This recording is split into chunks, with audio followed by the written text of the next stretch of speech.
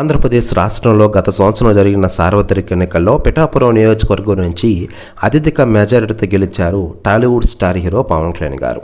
రెండోసారి ఎమ్మెల్యేగా పోటీ చేసిన ఆయన ఖచ్చితంగా విజయం సాధిస్తారని చాలామంది అన్నారు. దానికి తగ్గట్టే పవన్ కళ్యాణ్ గారు పిఠాపురం నియోజకవర్గంలో అత్యధిక మెజారిటీతో గెలిచి ఈరోజు ఆంధ్రప్రదేశ్ రాష్ట్ర డిప్యూటీ సీఎంగా బాధ్యతలు నిర్వర్తిస్తున్న విషయం మనకందరికీ తెలిసిందే. ఆయన ఎప్పుడైతే ఆంధ్రప్రదేశ్కి ఉప ముఖ్యమంత్రిగా ప్రమాణ స్వీకారం చేశారో అప్పటి నుంచి ఆంధ్రప్రదేశ్ పరుగులు పెడుతున్న విషయం మనకందరికీ తెలిసిందే.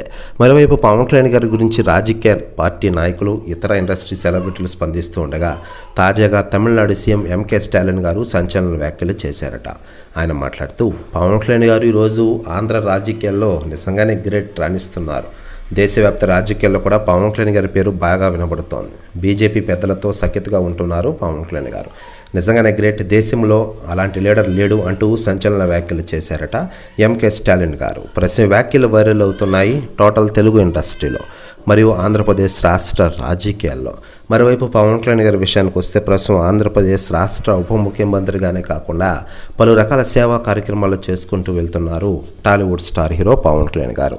మరోవైపు తాను కమిట్ అయిన సినిమాలు కూడా నటిస్తున్న విషయం తెలిసిందే.